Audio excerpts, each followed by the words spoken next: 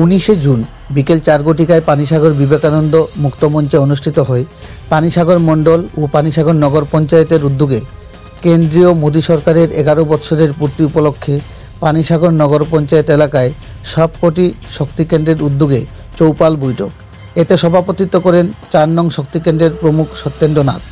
এছাড়াও উপস্থিত ছিলেন পানিসাগর নগর পঞ্চায়েতের chairman Anuradha Das, vice chairman Dhananjay Debnath, Panisagar মণ্ডল সভাপতি বিবেকানন্দ দাস, মহিলা মোর্চার উত্তর জেলা কমিটির সম্পাদিকা নির্জলা দাস, পানিসাগর মণ্ডল মহিলা মোর্চার সভানেত্রী কল্পনা নাথ, উত্তর ত্রিপুরা জেলা পরিষদ সদস্য কবিতা দেব, পানিসাগর মণ্ডলের সাধারণ সম্পাদক নিরুপম দেব, পানিসাগর মণ্ডল এসসি মোর্চার সভাপতি কেশব দাস, কাউন্সিলর রিম্পি দাস সহ পানিসাগর নগর পঞ্চায়েতের প্রতিটি ওয়ার্ডের কাউন্সিলরগণ। বৈঠকের শুরুতেই পানিসাগর নগর পঞ্চায়েত এলাকার প্রতিটি শক্তিকেন্দ্র এবং ওয়ার্ডের সভাপতিদের তরফ থেকে কেন্দ্রীয় মোদী সরকারের 11 বছরের উন্নয়নমূলক কর্মযজ্ঞের খতিয়ান শ্রবণ করা হয়। পাশাপাশি বৈঠকে উপস্থিত নেতৃত্ব সহ অতিথিদের পক্ষ থেকে মোদী সরকারের 11 বছরের উন্নয়নমূলক কর্মযজ্ঞের বিস্তারিত তথ্য তুলে ধরা হয়। বিকশিত ভারতের অমৃতকাল, সেবা সুশাসন, গরিব কল্যাণের 11 বছরকে স্মরণীয় করে রাখতে এবং বিজেপি পরিচালিত মোদী সরকারের 11 বছরের শাসনকালে বিকশিত ভারতের জনকল্যাণমুখী প্রকল্প, বিদেশ নীতি ও অন্যায়ের বিরুদ্ধে অপারেশন সিঁদুরের সাফল্য, অর্থনীতিতে বিশ্বে 4র্থ স্থানে উপনীত, এই সমস্ত সাফল্যগুলোকে জনসমক্ষে রিপোর্ট কার্ড হিসাবে তুলে ধরতেই এই ধরনের চৌপাল বৈঠকের কার্যক্রম অনুষ্ঠিত হচ্ছে গোটা ভারতবর্ষ জুড়ে। পরিশেষে সভাপতির আলোচনার মাধ্যমে উক্ত চৌপাল বৈঠকের সমাপ্তি ঘোষণা করা হয়। পানিসাগর প্রতিনিধি রিপোর্ট, শ্যামলী ত্রিপুরা। যে সেবা সুশাসন এবং গরিব কল্যাণ, সেই 11 বছর সময়ের মধ্যে মোদিজি এবং কেন্দ্র সরকার যা কিছু করেছে তা সাধারণ মানুষের সামনে বিশদভাবে আলোচনা করা। আমরা দেখেছি ভারতবর্ষে বসবাসকারী সমগ্র অংশের মানুষকে সাথে নিয়ে চলার জন্য এবং সমগ্র অংশের মানুষের সহযোগিতা পাওয়ার জন্য মোদিজি একটা স্লোগান দিয়েছেন, সবকা সাথ সবকা বিকাশ, সবকা প্রয়াস, সবকা বিশ্বাস। অর্থাৎ কোনো কিছু করার জন্য সকলের সাহায্য দরকার, আমি করতে পারবো সেই প্রচেষ্টা সকলের থাকা দরকার এবং উনি এটা করছেন তার উপর বিশ্বাস থাকা দরকার।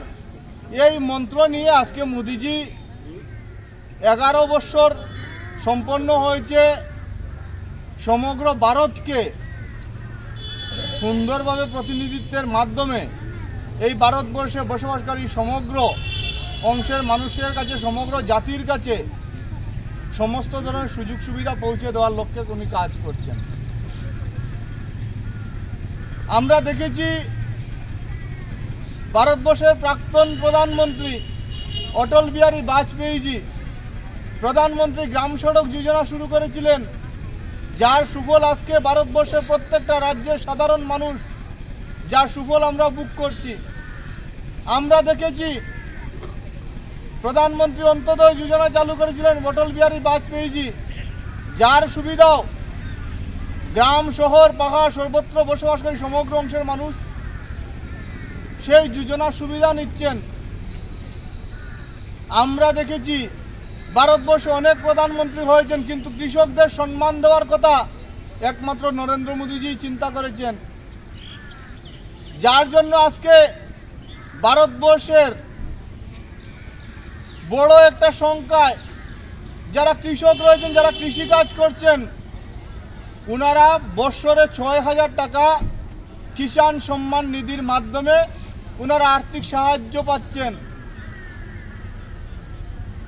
আজকে এ থেকে প্রমাণ হয় যে মোদিজির, আমাদের ভারতের প্রধানমন্ত্রীর সাধারণ মানুষের জন্য কিছু একটা করার চিন্তা রয়েছে, ওনার মধ্যে সেই প্রেরণা রয়েছে।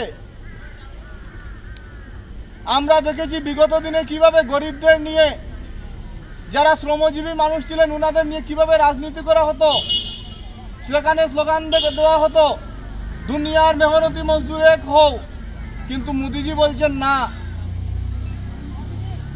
মোদিজি বলছেন না এমন হবে না, যার জন্য মোদিজি আজকে প্রধানমন্ত্রী গরিব কল্যাণ অন্ন যোজনা শুরু করেছেন, যার মাধ্যমে ভারতবর্ষের প্রায় ৮০ কোটি মানুষকে সরকারি ভর্তুকিতে ফ্রিতে রেশন সামগ্রী পৌঁছে দেওয়া হচ্ছে।